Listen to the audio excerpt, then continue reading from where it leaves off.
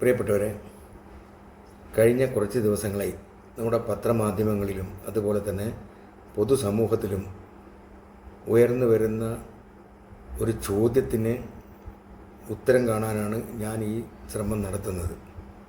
അതിനുവേണ്ടിയാണ് ഞാൻ ഈ വീഡിയോ ചെയ്യുന്നത്. നമ്മുടെ സിനിമാ നടിയായ അതിജീവിതക്ക് നീതി ലഭിച്ചുവോ എന്ന ഒരു ചോദ്യമാണ് സമൂഹത്തിൻ്റെ പല ഭാഗങ്ങളിലും ചർച്ച ചെയ്യപ്പെടുന്നത്. നടിയുമായി ഈ പറയുന്ന പ്രതികൾക്ക് എന്താണ് ബന്ധം, എന്ത് കാരണത്താലാണ് ആ രീതിയിലൊരു കൃത്യത്തിലേക്ക് അവരെ നയിച്ചത് എന്നുള്ള കാര്യമൊന്നും എനിക്കറിയില്ല. പക്ഷേ നമ്മുടെ നീതിന്യായ വ്യവസ്ഥയിൽ പലപ്പോഴും ഉയർന്നു കേൾക്കുന്ന ഒരു പ്രധാനപ്പെട്ട ഘടകം, പ്രോസിക്യൂഷന് വേണ്ടത്ര തെളിവുകൾ ഹാജരാക്കാൻ സാധിച്ചില്ല, പോലീസിന് സാധിച്ചില്ല എന്നൊക്കെ രീതിയിലുള്ള ഒരു പരാമർശങ്ങൾ പല കേസുകളുണ്ടാകുകയും അതിനോടനുബന്ധിച്ച് യഥാർത്ഥത്തിൽ പ്രതി എന്ന് ആരോപിക്കുന്ന ആളുകൾ രക്ഷപ്പെട്ടു പോകുന്ന ഒരു അവസ്ഥ നമ്മുടെ നാട്ടിലുണ്ട്. ഇതെന്തുകൊണ്ടാണ് സംഭവിക്കുന്നത് എന്നുള്ളത് നമ്മൾ പരിശോധിക്കണം. ഇവിടെ വിധി പറഞ്ഞ ഏതെങ്കിലും ഒരു ജഡ്ജിക്കെതിരായിട്ടോ മജിസ്ട്രേറ്റിനെതിരായിട്ടോ അല്ല നമ്മൾ ആരോപണങ്ങൾ ഉന്നയിക്കേണ്ടത്. മറിച്ച് നമ്മുടെ ഈ പൊതുസമൂഹത്തിൽ നമ്മൾ ചർച്ച ചെയ്യപ്പെടേണ്ട ഒരു പ്രധാനപ്പെട്ട കാര്യം, നമ്മുടെ നീതിന്യായ വ്യവസ്ഥയിൽ എന്തെങ്കിലും പോരായ്മകളോ അല്ലെങ്കിൽ ഏതെങ്കിലും രീതിയിലുള്ള ശ്രദ്ധക്കുറവോ ഉണ്ടാകുന്നുണ്ടോ എന്നുള്ളതാണ്. മാത്രമല്ല, നമ്മുടെ നിയമവ്യവസ്ഥകളിൽ എവിടെയൊക്കെ ലൂപ്പ് ഹോൾസുകളുണ്ടോ അതെങ്ങനെ പരിഹരിക്കപ്പെടും എന്നുള്ള കാര്യത്തെക്കുറിച്ചാണ് ചർച്ച ചെയ്യപ്പെടേണ്ടത് എന്നാണ് എനിക്ക് പറയാനുള്ളത്. ഒരു സമൂഹത്തിൻ്റെ മുന്നോട്ടുള്ള പ്രയാണത്തിൽ ഏറ്റവും പ്രധാനപ്പെട്ട ചാലകശക്തി എന്ന് പറയുന്നത് കോടതികൾ തന്നെയാണ്.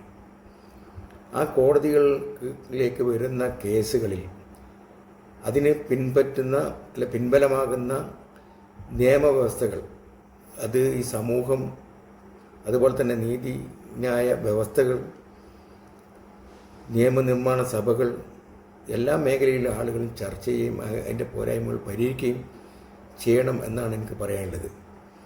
കാരണം നമ്മുടെ നീതി നിർവഹണം എന്ന് പറയുന്നത് നിയമത്തിൻ്റെ ബലത്തിലാണ്.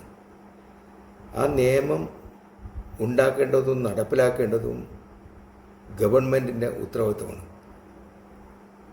അതോടൊപ്പം തന്നെ അതിൽ അഭിപ്രായങ്ങൾ രേഖപ്പെടുത്തേണ്ടത് ഉത്തരവാദിത്വവും പൊതുസമൂഹത്തിനുണ്ട് എന്ന കാര്യം കൂടി ഞാൻ ഈ സന്ദർഭത്തിൽ സൂചിപ്പിക്കുകയാണ്. നമുക്ക് ഇവിടെ സ്വസ്ഥയും സമാധാനത്തോടുകൂടി ജീവിക്കണം, കുറ്റം ചെയ്തവർ ശിക്ഷിക്കപ്പെടണം, ഇതൊക്കെയാണ് പൊതുസമൂഹം ആഗ്രഹിക്കുന്നത്. അപ്പോൾ അതിന് വ്യത്യസ്തമായി സമൂഹത്തിലെ ഉന്നത ശ്രേണിയിൽ പെടുന്ന ആളുകൾ, ഉന്നതന്മാരായിട്ടുള്ള ആളുകൾ ഉൾപ്പെടെ ഈ ഒരു പഴുതുപയോഗിച്ച് രക്ഷപ്പെടുന്നുണ്ടോ എന്നുള്ളൊരു പരിശോധനയാണ് ഏറ്റവും പ്രധാനമായിട്ട് നടത്തേണ്ടതായിട്ട് ഉള്ളത്.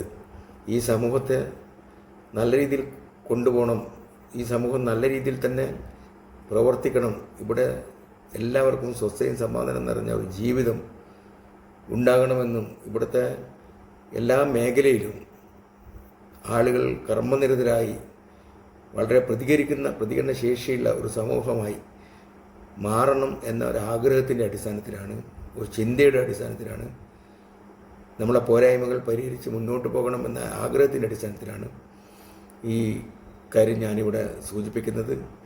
അത് ഏത് മേഖലയിലായാലും നമുക്കുണ്ടാകുന്ന അപജയങ്ങൾ നമ്മൾ പരിശോധിക്കുകയും നമ്മൾ മുന്നോട്ട് പോവുകയും ചെയ്യണം. അതിന് നിയമവ്യവസ്ഥയായാലും ആ രീതി തന്നെ കാണണം എന്നാണ് എനിക്ക് പറയാനുള്ളത്. എന്തായാലും ഈ കാര്യങ്ങൾ ഈ സമൂഹം ചർച്ച ചെയ്യപ്പെട്ടെ എന്ന ഒരു ചിന്തയോടുകൂടി ഞാൻ നിർത്തുന്നു.